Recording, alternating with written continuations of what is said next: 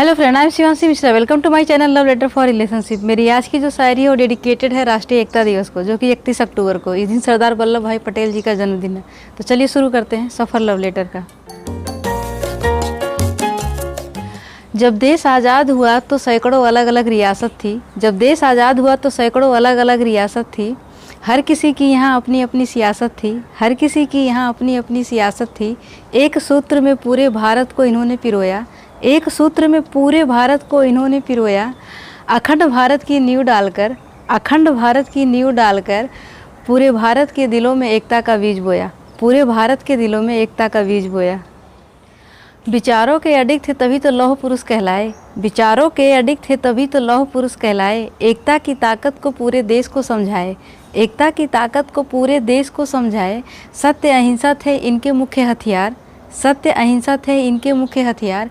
गांधी जी के साथ मिलकर अंग्रेज़ों को देश से भगाए। गांधी जी के साथ मिलकर अंग्रेज़ों को देश से भगाए। कुछ ऐसे थे सरदार वल्लभ भाई पटेल जी के विचार। कुछ ऐसे थे सरदार वल्लभ भाई पटेल जी के विचार कि शस्त्र चलाने का हुनर हो फिर भी अहिंसा का पालन करे। शस्त्र चलाने का हुनर हो फिर भी अहिंसा का पालन करे।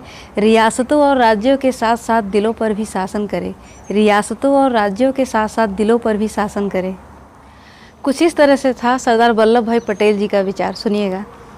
मुसीबतों के सामने चट्टान सा खड़ा रहे।